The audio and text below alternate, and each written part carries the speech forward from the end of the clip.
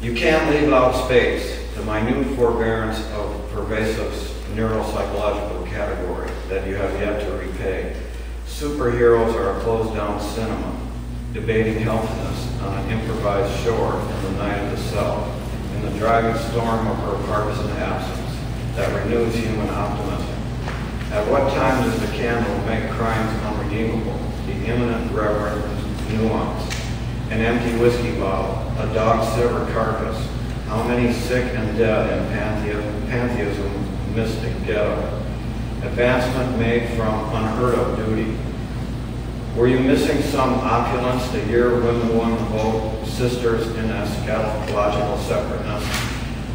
An excited flock of seagulls, illegitimate buoys of chunks of wood, industrialization coercing autonomy's vagabond abundance, the recessive genius of the flood suggesting an incongruous sight still unseen. The second poem is two parts of The Green Universe. A misty tautology glimmers on the light beyond understanding, where the downtrodden hang by an anesthetized thread that parasitism devours with inappropriate guilt, as though civilization were garbage. In a twirled dimension, people together are seen as sovereign. The biosphere is laudable, but its parts become programmatic because they are measured with an embarrassed precision. To embrace diversity is to perceive reality in its homogeneous fulfillment, the moment of one's own glory. A democratic presence sacrificed on the carbon altar of suppression estimates the amount that surplus might give rise to a secret endemic imbalance undermining hope. For the first time, human progress is clean without exemption, a vacancy justified by naivete. You really like it and you want to see it. In the obsessed interval, as haste taints the edges of space with preeminent speechlessness, I walk everywhere without worry. Dolphin in the Clouds.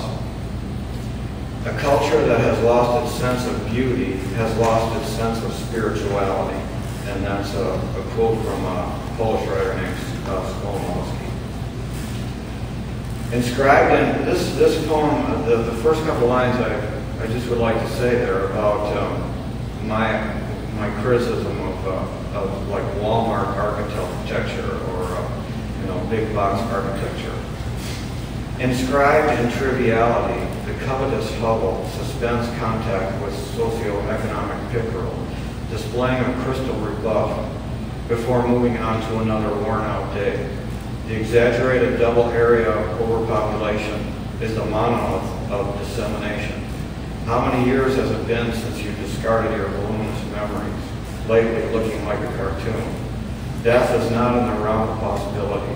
Your accolades are nowhere on the ledger. They won't be ready for a while yet. The linear world destabilized is a non-linear world in its transcendent state. The cloud-wrapped gathering left hand only forestalls political power's famished culprits. Not one moraine did I pilfer from glaciers, betrayed not one marsh aster.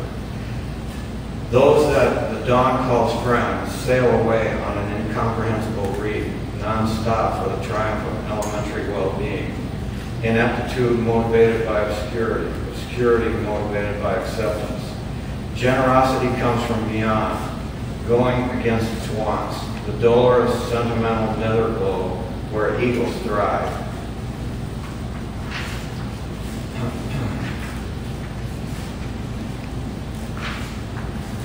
I'd like to get a little farther from here. Here's one I wrote about Hurricane X, about Hurricane Katrina, which I think is appropriate. The weather that we've been having is, it's sort of amazing. I think it's, actually, you could call it apocalyptic. This poem is called Hurricane X.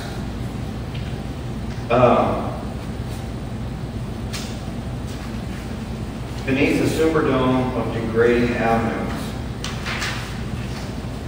the deluge of licentious inevitability, in the tragic arena of death, where flesh gives birth to something besides itself, Rain on dark centuries of the intelligentsia. Rain on shrouded Babylons, the tawdry string of superficial attraction. Rain on civilization, misused in this recurring kindred siege. Rain on the politics of time versus reason. Rain on both sides, up to the ankle, the neck, and orphaned addicts. Rain on forebodings in plain view. Rain on the merchandise of prehistoric UFOs. Along breached, unoccupied levees, submerged in heavenly tears. Mark of approval that humanity quickly erases. In the night of rain, 2 a.m., the night of reluctant longings. Rain on despairing eyes, tyrannizing fair-mindedness. Rain on the high cost of innocence, till there's nothing left but a dishonored kindness, till there's nothing left but our impersonal trembling, reaching across 10,000 cities, the heart's drowned logic, and touching the ragged search for tidal flats of the documented, unadorned other. I'm going to try to move along here because there's a lot of facts here.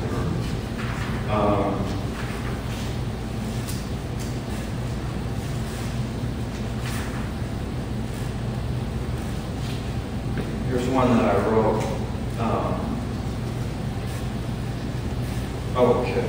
This is one I wanted to.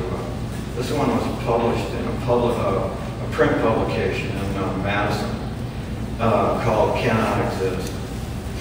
It's called "Free Will, Honesty, Capitalism Released from the Federal Penitentiary Only to Kill Again." And the description is from a very interesting piece of writing by 18th century economist named Proudhon, somewhat famous. Marx despised him. It is proved that it is man's free will that gives rise to the opposition between use value and exchange value. How can this opposition be removed so long as free will exists? And how can the latter be sacrificed without sacrificing mankind?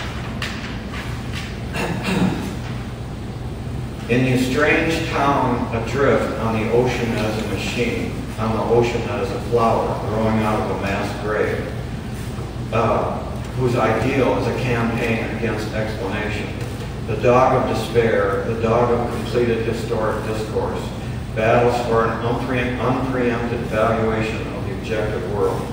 This is the same small town Moses in the book of Genesis, with the intent of offending no one, perhaps tried to represent as an undisturbed island, a prosperous garden divided into halves, where took place the slaughter of consciousness, the founding of a capital city, so that civilization is based on the shedding of innocent blood in order to preserve treasured possessions, going ahead in the manner in which they began.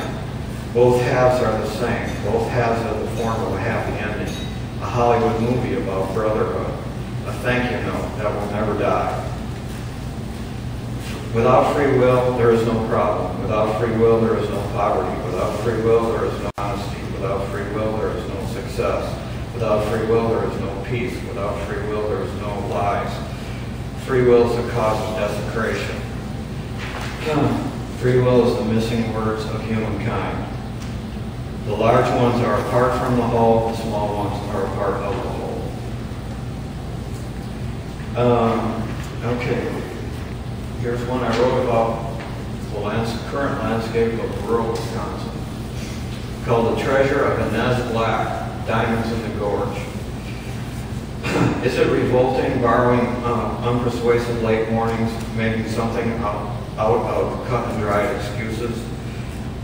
Electric expenditures generations ahead, clean as a mown front lawn, as a plastic yellow and red car with dietary numbers, on a soggy 40-degree October day, slow moving behind traffic pulling small hoppers on gravel shoulders, blue as dirt dry Wedenfeld Road, Jonquish Hollow Road, Jim's Road, Neiman Road, roads of junk cars for sale, collapsed wooden barns, unpainted oak beneath beige and Indian red, a woodpecker trailer parked behind two fallow fields, antiques and collectibles, red brick hanging on, with only someone putting putty around the skinny front room window frames. The worthlessness of number 7 yellow feed corn is a piety of no one in the fields.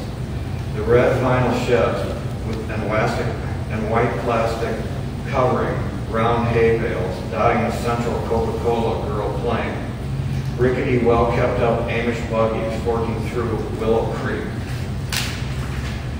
Ruthless for sale black cats, postcards at Weston intersection, where the legend of Joanne, Inez, Cordelia, and Ethel goes in search of a futile vantage, walking with milk bottles beside the trout stream, getting ready to cash in on weary, comical farmlands. Last poem in that first section is called Global Bride, and it has the inscription from D.H. Lawrence of the great swan upon the waters of all Indies, the swan within vast chaos, within the electron. There is no escape. Those that would reach the kingdom of blankness, the fleeting accurate conjecture in our midst, must admit significance, the lasting intimacy that confirms an experimental egalitarian universe where the problem originates. Only those that expose the illusion are guiltless. Only those that defend it every moment in the hour when walls become hills, the scattered human structure, the untenable tatters that reveal the surprising force of pathos with ribbons and bulbs, could envision the point of encouragement without automatons. None of you observes the balance of trade. Why do you accuse without cause and involve credibility proved in consequences? Everyone's starting to receive Social Security. Look at the small stand of trees, the cleared road at the crest of the hillock, the dream of snow-covered stubble. The rivers know who you are, the forests will never forget.